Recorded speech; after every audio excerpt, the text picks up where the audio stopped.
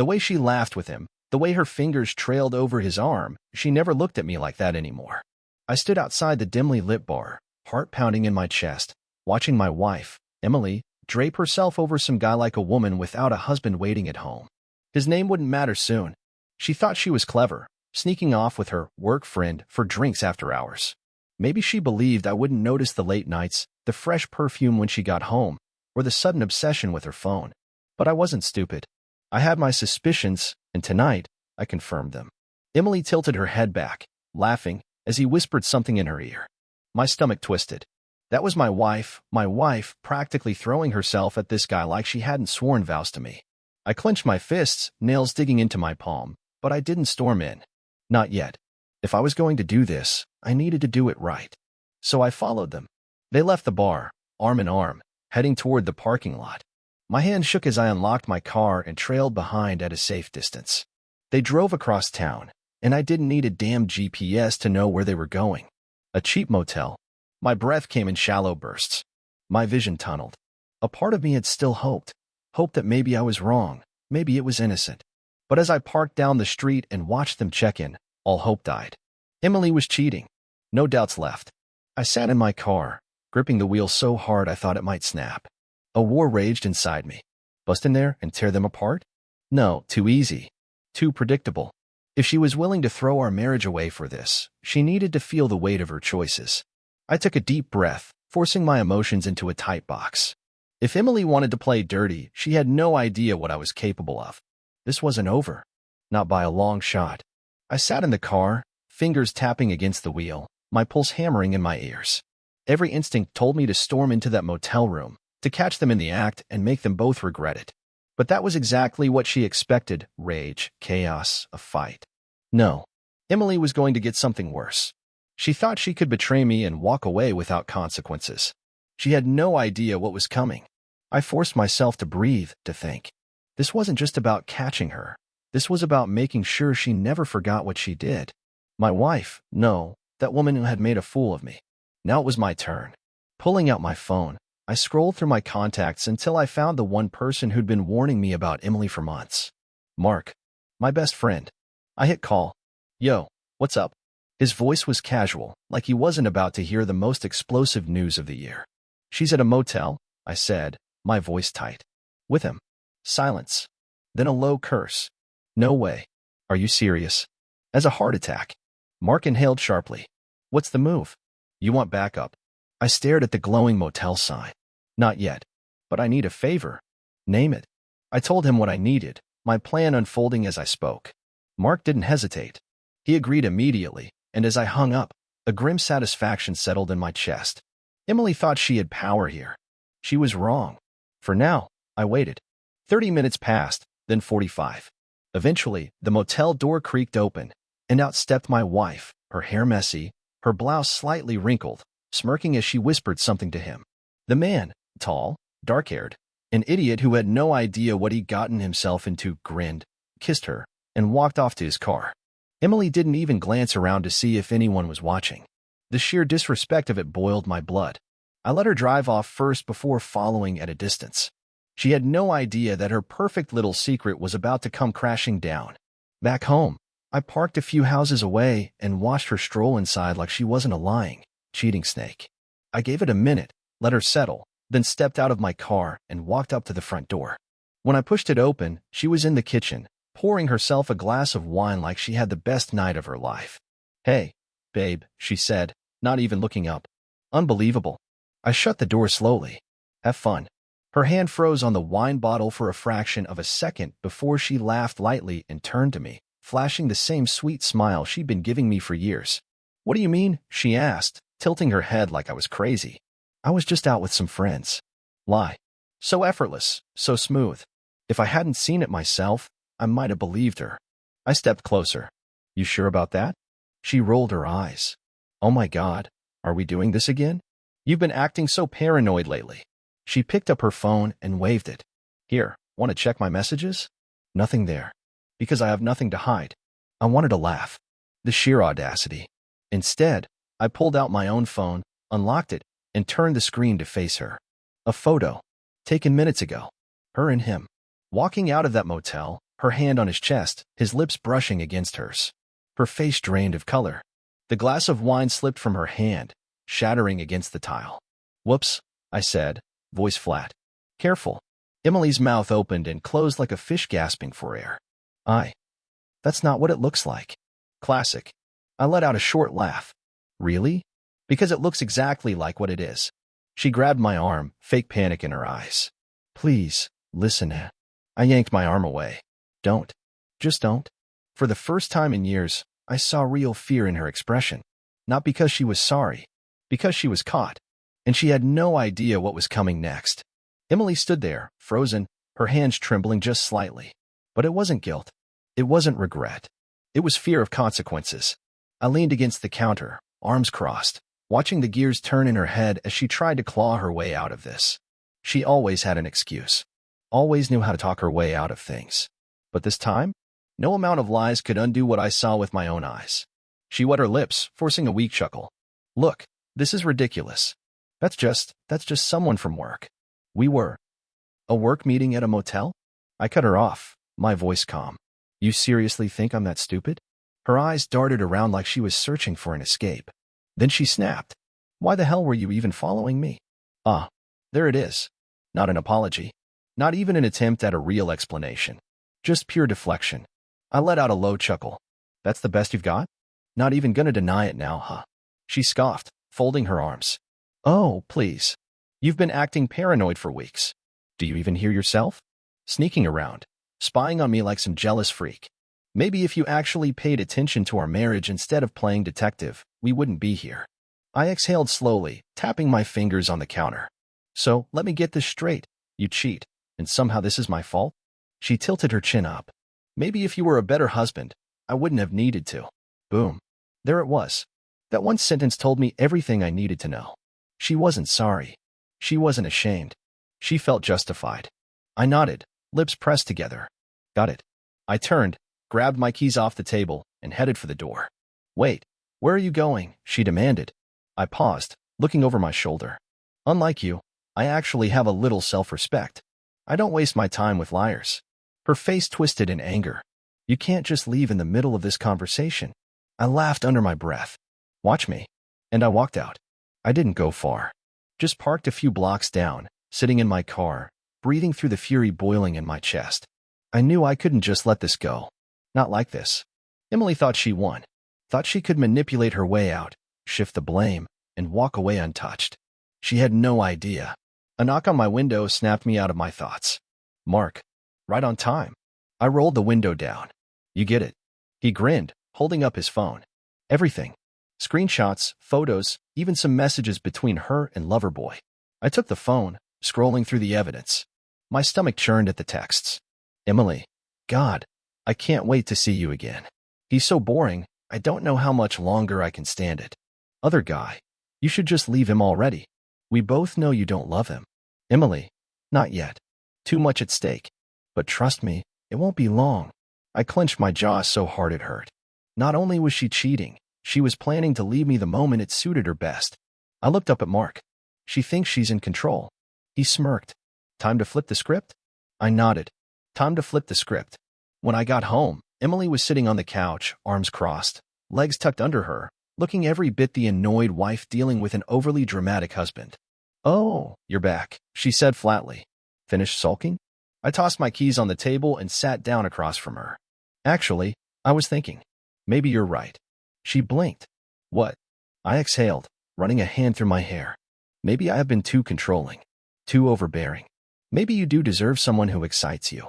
Her expression shifted. "Wait, really?" I shrugged. "Yeah, and I think it's only fair that you get that chance." For the first time, she hesitated. "What are you saying?" I pulled my phone out and scrolled to the screenshots.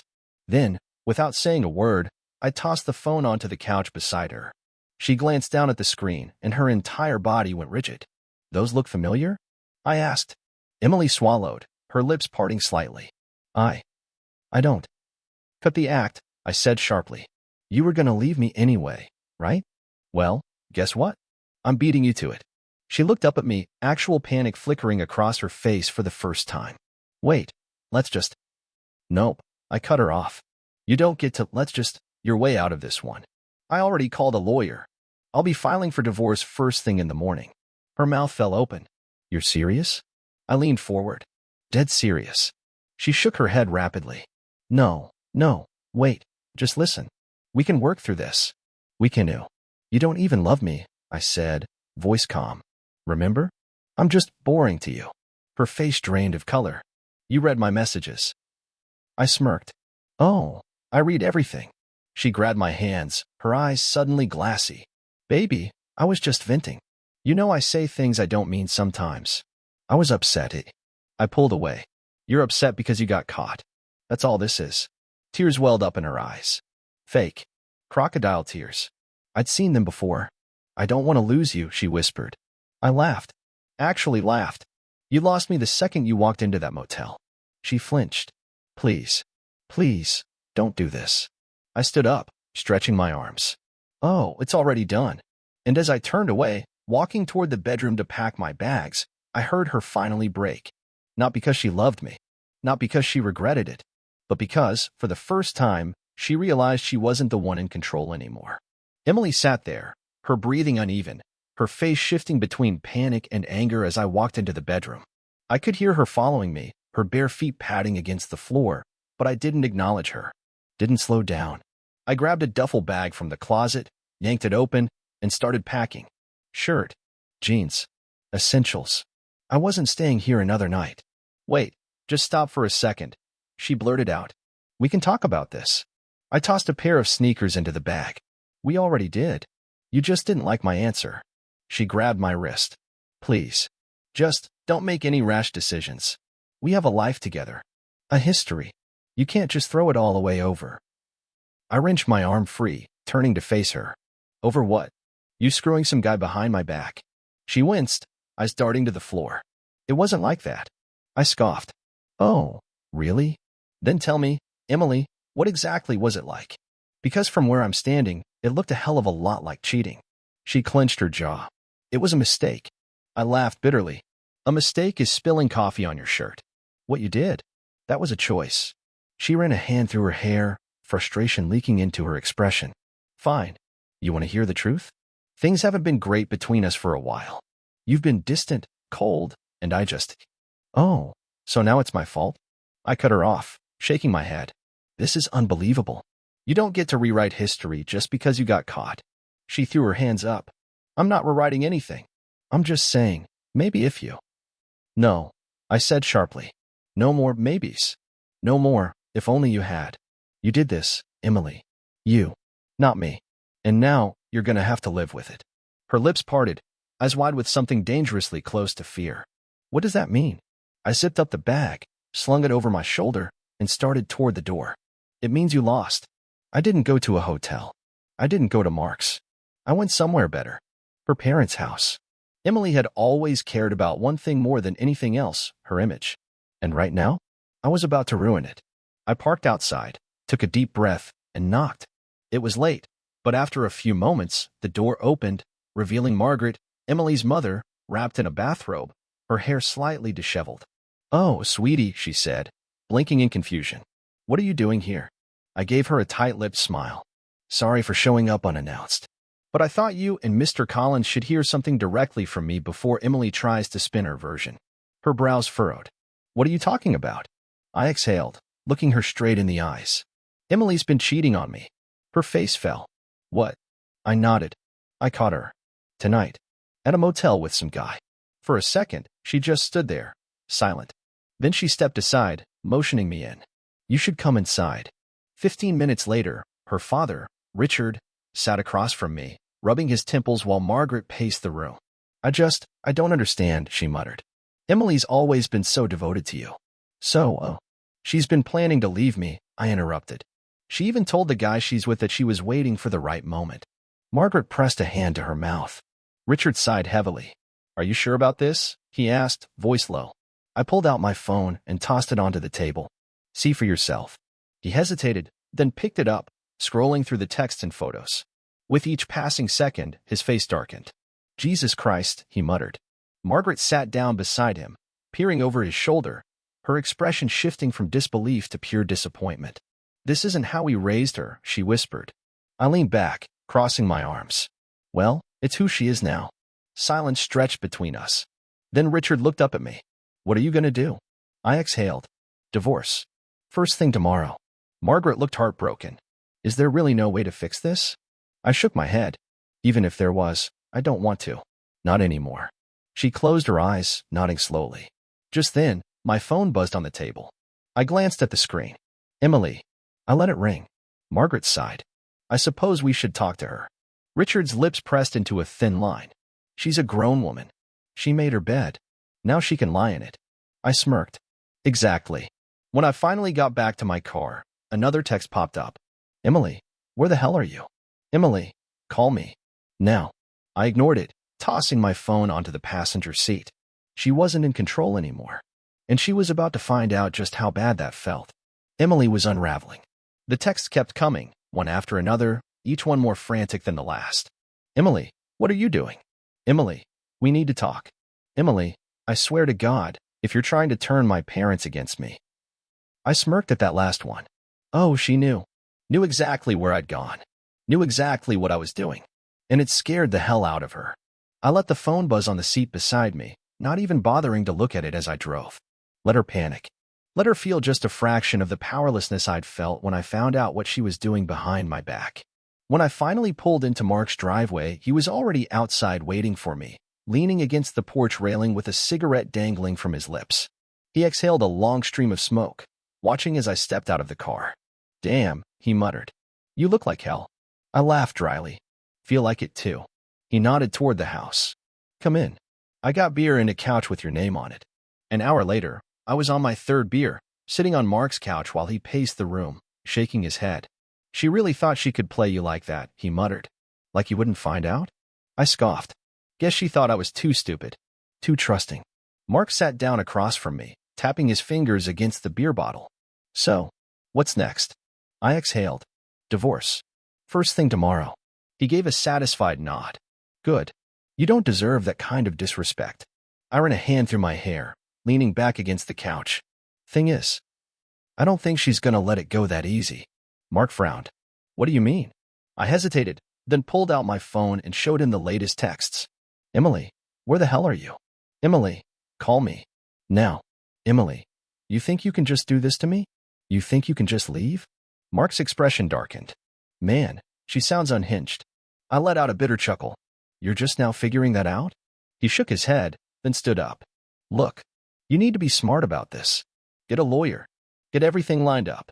And most importantly, he pointed a finger at me. Do not let her manipulate you. I nodded. Trust me. I'm done playing her games. The next morning, I woke up to pounding on the door. Mark groaned from his bedroom. Dude, what the hell? I was already up, already moving. I had a feeling I knew exactly who it was. And I was right.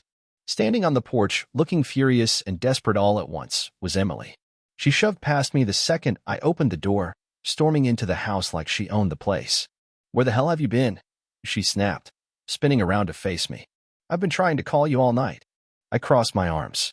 Yeah, I saw. Her eyes narrowed. You ignored me? Mark stepped into the room, arms crossed. Lady, if you're here to throw a tantrum, take it somewhere else. She barely even glanced at him. Her focus was locked on me. We need to talk. Alone. Mark scoffed. Yeah, that's not happening. I held up a hand. It's fine, Mark. I turned to her. Say whatever you came to say. Her jaw clenched. This isn't something we should be discussing in front of. Then don't discuss it at all, I interrupted. Because nothing you say is going to change a damn thing. She inhaled sharply, nostrils flaring. So that's it. You're just done. I nodded. Yeah, Emily. I'm done. She let out a humorless laugh. Well, so this is what it takes to get you to finally grow a spine. Mark stepped forward. You better watch your mouth. She shot him a glare. Oh, shut up. This has nothing to do with you. I sighed, rubbing my temples. Emily, why are you even here? To beg? To guilt-trip me? Her expression hardened. No. I'm here to tell you that if you go through with this divorce, I will make your life hell. Mark let out a low whistle. And there it is. I just stared at her. You serious? Her lips curled into something cruel. Oh, I'm dead serious. I laughed. Actually laughed. Emily, you already did that. You already made my life hell. She flinched, but recovered quickly. I'll fight you on this. I'll drag it out for years if I have to. I smirked. Go ahead. See if I care. Her eye twitched. You're really willing to throw everything away? I stepped closer, looking her right in the eyes. No, Emily. You threw everything away. I'm just cleaning up the mess. Her face twisted in fury. You. Mark cut in. Time to go, sweetheart. Emily turned on him. You seriously think you can tell me what to do? Mark shrugged. My house, my rules. She turned back to me, eyes blazing. This isn't over. I smiled. Oh, I know. And then, finally, she left. I let out a long breath, rolling my shoulders. Mark clapped a hand on my back. Damn, that was brutal. I nodded. And something tells me, it's only just getting started. For a moment, there was silence. Then Mark let out a low whistle. Damn, man. She's losing it. I exhaled, rolling my shoulders to shake off the tension. Yeah, and it's only gonna get worse. Mark clapped me on the back. Good thing you're not falling for her crap. I wasn't. Not anymore. But I knew Emily. Knew how her mind worked. If she was willing to show up here, storming in like a damn hurricane, it meant she was desperate. And desperate people? They do stupid things. I checked my phone. 15 missed calls. Most from Emily. A few from unknown numbers. She's not giving up, I muttered. Mark grabbed 2 fresh beers from the fridge and tossed me one. So what's the plan? I cracked the bottle open, taking a long sip. First thing tomorrow, I meet with the lawyer. Mark nodded approvingly. Good. But man, you gotta be careful. She's unhinged. He wasn't wrong. And I was about to find out just how far Emily was willing to go. I got back home later that night, half expecting Emily to be waiting there. But the house was silent. Empty. Still, I checked every room. Couldn't shake the feeling that something was off. And then I found it. In the bedroom, where her closet used to be, there was nothing. Empty. She'd taken her clothes. Her jewelry. Even the stupid decorative pillows she insisted on keeping. She'd moved out. Most guys would probably feel relieved. But all I felt was suspicious. Emily wouldn't go quietly. She was up to something. And I didn't have to wait long to find out what. The next morning, I woke up to a text from an unknown number. Unknown. We need to talk. Now. I frowned. Emily? A new number? I ignored it. 2 minutes later, my phone buzzed again. Unknown. Don't make me do this the hard way. I sat up, rubbing my eyes. What the hell is she playing at now? A minute later, another text. This time, with a picture. I opened it. And my stomach dropped. It was my workplace. The front entrance of the building, taken that morning. And right there in the background? Emily. She was standing just outside, arms crossed, looking straight at the camera like she knew exactly what she was doing. Damn it. I got there in record time. Sure enough, as soon as I pulled into the parking lot, I spotted her. She was leaning against a black car, looking bored. But the second she saw me, her lips curled into a smirk. You took your time, she said as I stepped out of the car. I crossed my arms. What the hell do you think you're doing? She tilted her head. Just having a little chat with HR. My jaw clenched. You didn't. Oh, but I did. I could feel the anger rising, but I forced myself to stay calm. Emily, whatever you think this is gonna accomplish. She cut me off. I told you. You want to play dirty? I can play dirtier. I exhaled sharply. What did you tell them? She shrugged. Just that I've been living in fear of you. That I had to flee our home for my own safety. My vision blurred with rage. You lying. She held up a hand. Careful. You wouldn't want to prove me right, would you? I took a step back, forcing myself to breathe. You really think this is going to help you? She smirked. Oh, I don't need help. I just need to make your life as miserable as possible. I clenched my fists. And what's next, huh? What's your endgame? She took a step closer, lowering her voice. I told you. If you leave me, I will ruin you. By the time I made it into the building, my boss was already waiting. Jason, he said, motioning me into his office. We need to talk. I sat down, forcing my expression to stay neutral. What's going on? He sighed, rubbing his temples. Look, you know I like you. You're a damn good employee. But your wife? Ex. He waved a hand. Whatever she is, she came in here throwing around some pretty serious accusations. I kept my voice even. You believe her? He hesitated. Let's just say, it doesn't look great. I laughed dryly. Let me guess. She told you she was scared for her life. That I was controlling and dangerous. His silence was enough of an answer. I leaned forward. You've known me for years. You really think I'm the kind of guy who? No, he said quickly. But you know how this works, Jason. If she pushes this, it could become a legal issue. I exhaled sharply. So what now? He sighed again. For now? HR is gonna monitor the situation. Meaning, watch your back. That night, I got home and poured myself a drink. Mark called. How'd it go? I took a sip of whiskey. She's trying to get me fired. He swore under his breath. Man, she's really going for the throat, huh? I laughed bitterly. Oh, we're just getting started. He was quiet for a moment. You still seeing the lawyer tomorrow? Yeah. Good. A pause. Then, listen. You need anything, you call me. All right. I nodded, even though he couldn't see it. Yeah. Thanks, man. I hung up and leaned back, staring at the ceiling. Emily had fired the first shot. Now? It was my turn. The next morning, I was in my lawyer's office, and I wasn't leaving without a solid plan.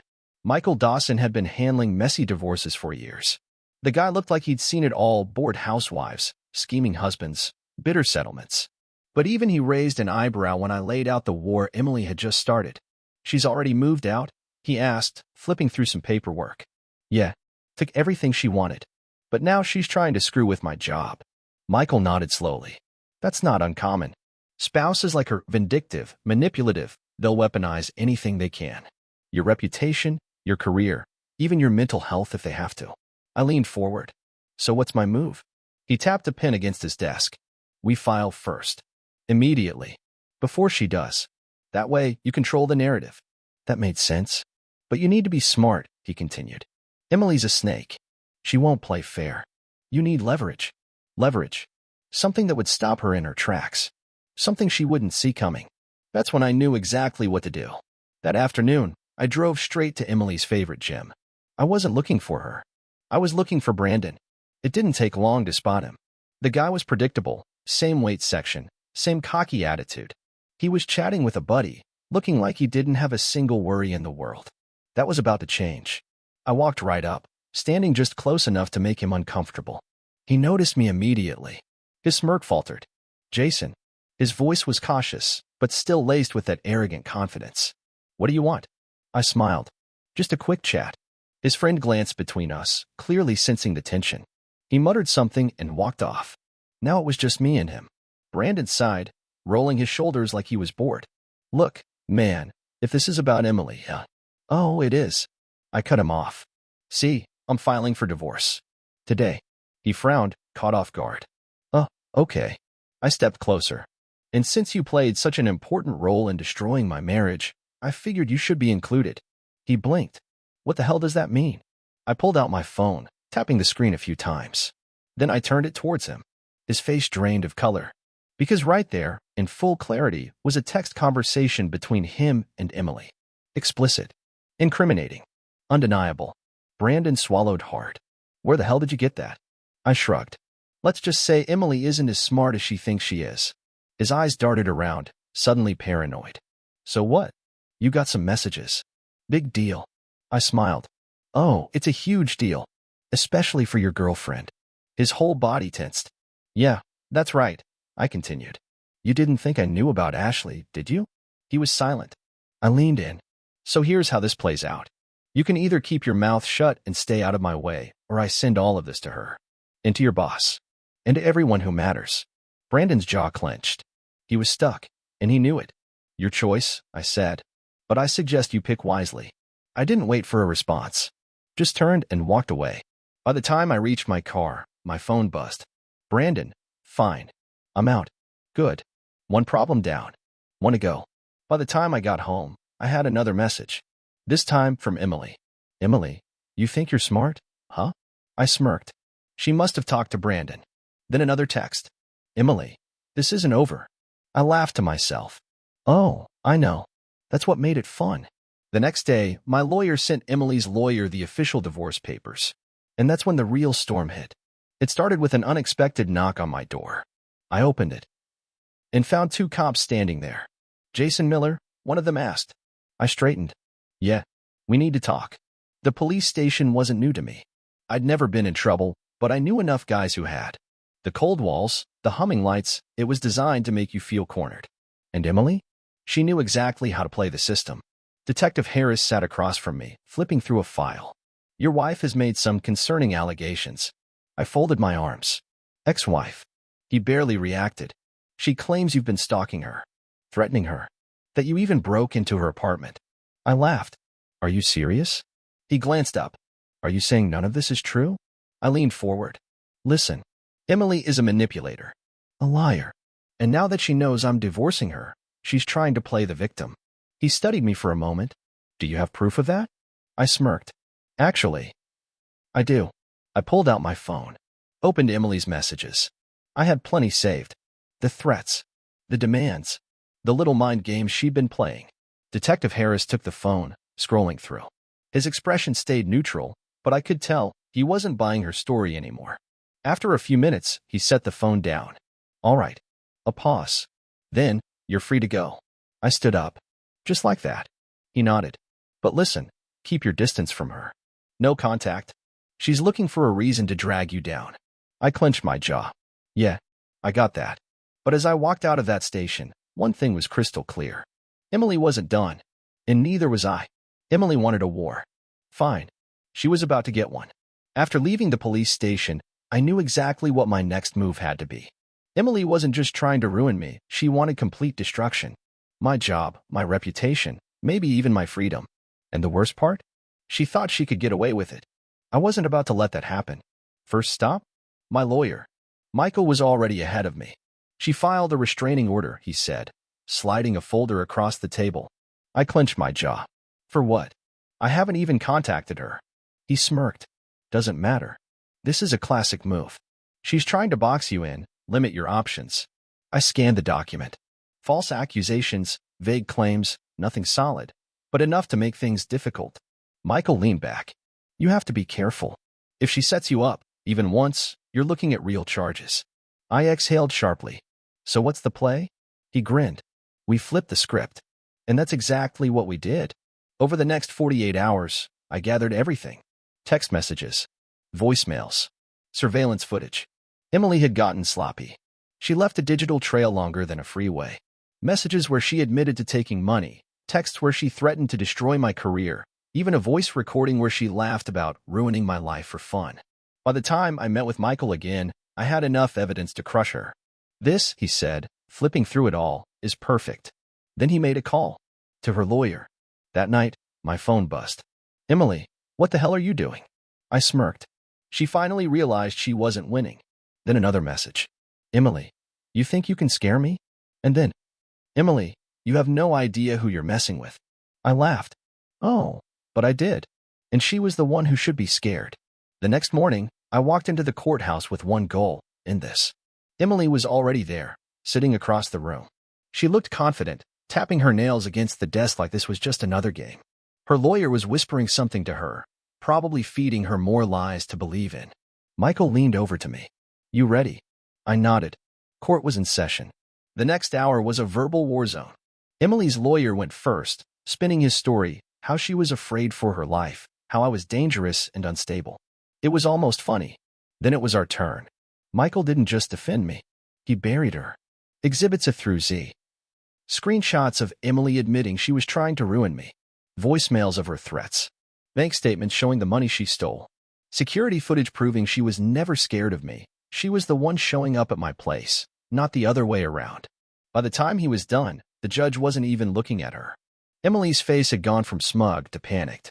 Then the judge spoke. Restraining order? Denied. Emily tensed. Divorce? Granted. Her lawyer whispered something urgently to her. She didn't move. Then came the best part. Furthermore, the court finds substantial evidence of malicious intent. Defendant Emily Miller is ordered to pay restitution. Translation? She had to pay me back. All the money she stole. Every dollar. Emily lost. Completely.